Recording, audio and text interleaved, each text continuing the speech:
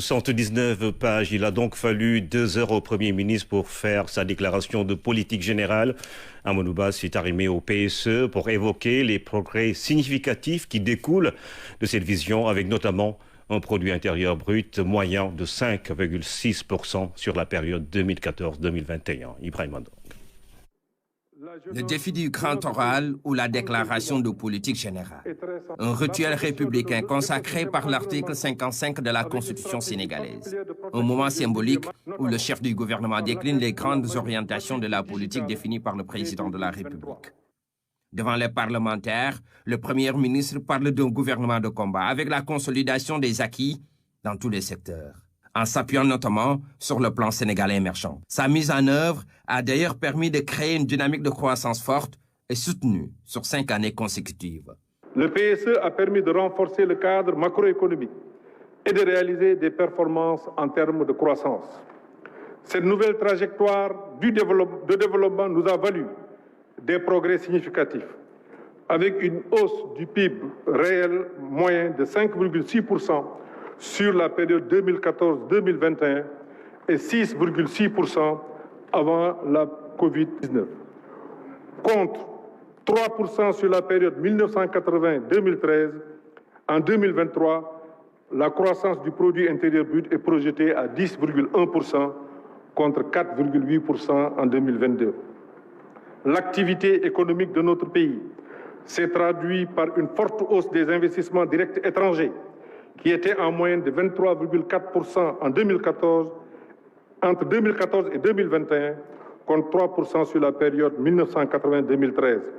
Les crédits au secteur privé sur produit intérieur brut, qui étaient de 19% sur la période 1980-2013, sont passés à 28,5% entre 2014 et 2021. Des performances économiques assez significatives, avec des recettes qui ont connu une hausse constante. Il est passé de 2 345 milliards en 2012 à 6 411 milliards en 2023, ce qui démontre à suffisance la performance de nos administrations financières, l'accompagnement de nos partenaires techniques et financiers dans la mise en œuvre du plan Sénégal émergent qui a eu un impact très favorable. Ces résultats ont pu être réalisés grâce à un cadre budgétaire assaini, une situation financière maîtrisée et un endettement efficient. Endettement efficient, situation financière maîtrisée, conséquence, la masse salariale connaît un accroissement exceptionnel, un impact positif sur la situation sociale. En 2023, elle s'établira à 1 273 milliards. Cette forte augmentation traduit le recrutement en masse de jeunes dans la fonction publique. Non seulement le nombre de salariés a beaucoup augmenté, mais les salaires aussi ont évolué de manière substantielle. Le président de la République a revalorisé significativement la rémunération de l'ensemble des agents en 2022 à hauteur de 120 milliards dans le but de lutter contre l'érosion de leur pouvoir d'achat. Ce choix volontariste du président de la République traduit sa fibre sociale. Pour que la redistribution des fruits de la croissance passe aussi par l'amélioration des conditions de rémunération des agents publics, d'autant plus que le succès du PSE est également tributaire d'une administration compétente et motivée.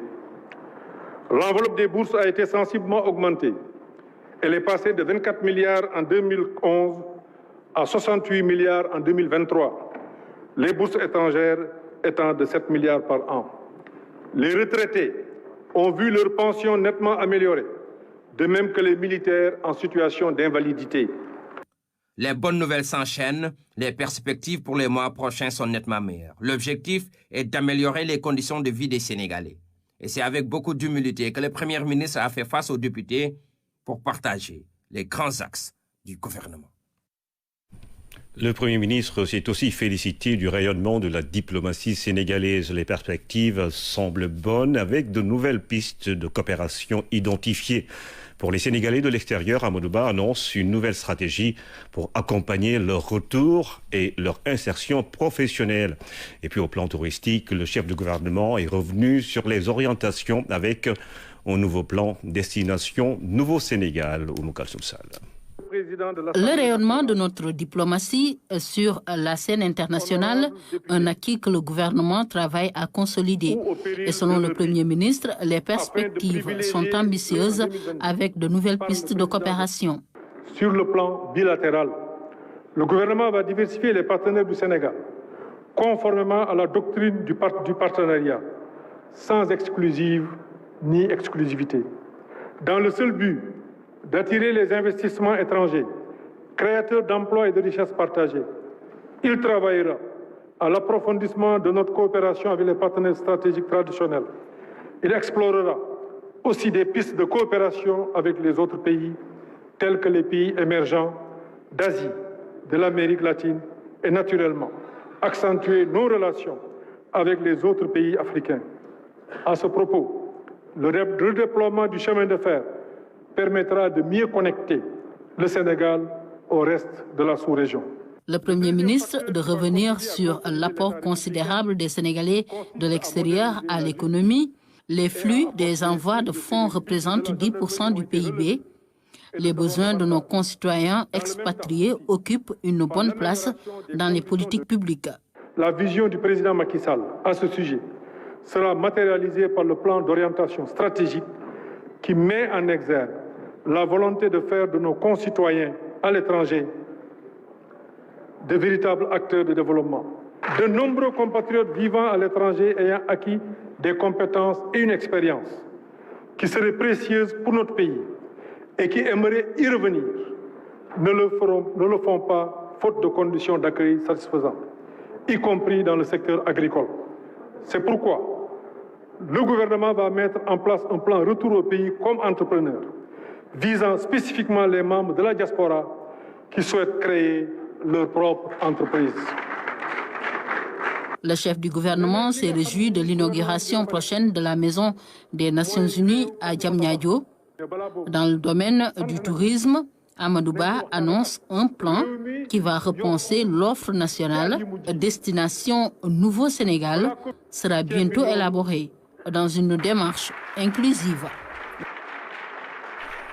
La santé érigée en surpriorité par le gouvernement. Plusieurs projets et programmes phares sont annoncés par le Premier ministre Amadou Ba.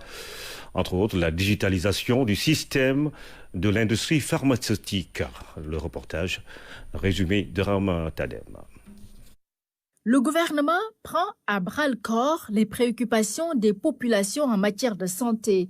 Pour preuve, 300 postes de santé, 18 centres de santé, 9 hôpitaux et 21 centres de dialyse ont été réalisés entre 2015 et 2021. Au chapitre des programmes, 2 500 000 enfants de moins de 5 ans ont bénéficié de la gratuité des soins, sans oublier la portée de la couverture maladie universelle. Tous ces efforts seront améliorés par le gouvernement qui érige la santé en super priorité. Ainsi, d'autres projets et programmes phares sont annoncés, certains d'ailleurs en cours de réalisation. Notamment avec la construction du centre polyclinique de l'hôpital principal, des centres hospitaliers nationaux El Hadji Malick Sy de Tivaouane, Alioune Badara Cissé de Saint-Louis et d'oncologie de Diamniadio et du centre hospitalier régional de Ourossogui.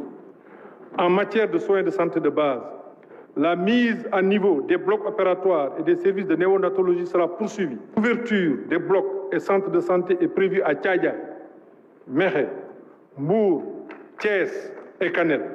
La construction et la réhabilitation de centres, postes de santé, brigades d'hygiène et le renforcement du programme élargi de vaccination figurent aussi en bonne place dans l'agenda gouvernemental. Toujours, dans le but d'améliorer sensiblement la santé de nos concitoyens, le gouvernement se fera un point d'honneur d'appuyer le déploiement et le développement d'entreprises pharmaceutiques. La relance de l'industrie pharmaceutique est sur de bons rails. L'Agence de régulation pharmaceutique a été créée en avril 2022. Elle a pour objectif d'assurer à l'horizon 2035 la production locale de 50% des vaccins, des médicaments et autres produits essentiels. Toujours dans la politique d'amélioration de l'offre de santé, le gouvernement prévoit un important programme de digitalisation. L'offre de services de santé sera améliorée en quantité et en qualité. Elle sera élargie et rendue plus accessible. Le programme de digitalisation du système de santé va bénéficier d'un budget de 34 milliards. La réforme hospitalière va renforcer la territorialisation de l'offre des soins et la création de centres d'excellence pour une spécialisation et la modernisation des services d'urgence. Dans cette feuille de route, le renforcement des effectifs s'inscrit aussi dans l'agenda du gouvernement. Amadou Ba annonce des ressources humaines en nombre suffisant et motivé pour une meilleure qualité des soins. Une synthèse plutôt signée Oumou Baldé. Environnement présent, le Premier ministre a évoqué le fonds vert climat de 7 milliards dont bénéficie le Sénégal. Une enveloppe destinée aux porteurs de projets verts. Selon le Premier ministre, le gouvernement mettra davantage de cohérence sur sa politique climatique pour renforcer la protection de nos écosystèmes. Écoutons-le. La jeunesse de notre pays, comme celle du monde, est très sensible à l'environnement, car elle est consciente que son avenir sur la planète est en jeu. Un nouveau modèle de développement économique doit tenir compte, bien plus que par le passé, de la préoccupation de défense et de protection de l'environnement. C'est ainsi que le Centre de suivi écologique, entité accréditée, dispose d'un fonds de 7 milliards financé par le Fonds vert climat pour les porteurs de projets verts. Le BRT, du fait de son label de protection de l'environnement, dispose aussi d'un financement de 37 milliards de ce même fonds. Le plan Sénégal émergent met la question environnementale au centre de sa stratégie de développement. Par la promotion des cultures moins consommatrices en énergie et en eau, mais aussi par l'imposition aux sociétés extractives de cahiers de charges exigeants sur la remise en état de leur zone d'activité. Le gouvernement mettra davantage de cohérence sur sa politique climatique dans le but de renforcer la protection de nos écosystèmes environnementaux avec une stratégie particulière de protection des milieux marins, surtout dans le contexte d'exploitation du pétrole et du gaz offshore. Et puis, sur le plan de la politique jeunesse du gouvernement, Amadou Ba annonce un cadre favorable à l'émergence d'une jeunesse résiliente, compétente. Et l'assurance donnée lors de sa déclaration de politique générale. Voici le résumé de Mamoudou Sakine et Damsila. Entre 2015 et 2022, un montant cumulé de 167 milliards de francs CFA a été injecté dans la formation professionnelle et technique. Ceci grâce au Fonds de financement de la formation professionnelle et technique, le 3FPT, selon le Premier ministre. Dans sa déclaration de politique générale, Amadou Ba a affirmé que pour 2023, un montant de 30 milliards de francs CFA est inscrit dans le budget. Dans le même sillage, le gouvernement va lancer un vaste dispositif de certification professionnelle. Ce programme, qui vise à accroître le niveau de savoir-faire et à aider au passage vers l'économie formelle, est dédié aux jeunes en manque de qualifications suffisantes. Les transports, le bâtiment, la sécurité sont entre autres métiers concernés. Face à la représentation nationale, le Premier ministre est revenu sur d'autres efforts de l'État en faveur des jeunes. Il s'agit de la DER-FJ qui a créé depuis 2018 plus de 100 000 emplois directs et 200 000 emplois indirects. Amadou Ba assure que cette politique va se poursuivre afin de permettre aux jeunes de créer davantage d'activités génératrices de revenus. Toujours dans le cadre de l'emploi des jeunes, il est prévu pour le ministère de l'Environnement un montant de 28 milliards de francs CFA pour la période 2021-2024. Le Premier ministre promet que le gouvernement va mettre en place un cadre favorable à l'émergence d'une jeunesse résiliente. Et puis le gouvernement s'engage à construire et à rénover des infrastructures culturelles et sportives. Amadou Ba parle de mesures fortes pour permettre à notre pays d'accueillir de grandes manifestations ou compétitions internationales. Fatou Diouf. Dans son grand oral, Amadou Ba a décliné les ambitions du gouvernement pour la valorisation de la culture et des modes d'expression culturels. Pour y parvenir, il compte sur la jeunesse pour perpétuer la culture sénégalaise. En ce qui concerne la sauvegarde du patrimoine historique, l'État va mettre en place d'importantes infrastructures culturelles ayant un fort impact mémorial et économique. Amadou Ba d'annoncer prochainement la réception du mémorial Jola, doté d'équipements et des contenus muséographiques de référence. La culture est un secteur créateur d'emplois et de richesses. L'État en est convaincu, c'est pourquoi il a prévu la structuration de l'écosystème des industries culturelles et créatives. En sport, le chef du gouvernement compte maintenir la dynamique de performance du sport sénégalais. Le sport des jeunes constitue une priorité majeure dans le programme de développement de notre pays. Dans le but d'accroître le prestige et l'image du pays, la participation aux compétitions internationales seront davantage considérées. C'est ainsi que le gouvernement entend maintenir la dynamique de performance du sport sénégalais en l'amplifiant. Mieux, il va favoriser les emplois sportifs et développer les emplois dans le sport à travers la professionnalisation et l'organisation des grands événements. Dans le même temps, la modernisation des infrastructures sportives sera consolidée. L'offre sportive sera diversifiée et sa qualité améliorée. D'autres projets d'infrastructures sportives sont prévus en 2023. Il s'agit des stades de Bambey, Nguyen, Tivaouane et Malika, la réfection de la piscine olympique, les stades de Cameroun, des Parcelles Assainies, d'Alassane Djigo de Pékin, de Caroline Faye de Mbourg devra être exécutés. En perspective, Amadou Ba assure que les infrastructures sportives devant accueillir les Jeux olympiques de 2026 seront réceptionnées avant cette date. Le président de l'Assemblée nationale s'est pour sa part félicité de la tenue des travaux et le brio avec lequel le Premier ministre a exposé le projet politique, économique et social du chef de l'État. Voici Amadou Mamdiop.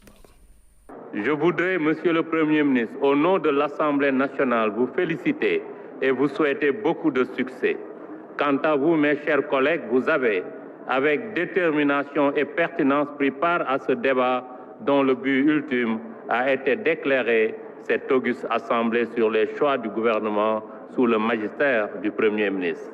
Le peuple, la nation tout entière, attend légitimement la réalisation concrète de toutes les actions que le Premier ministre vient de nous présenter.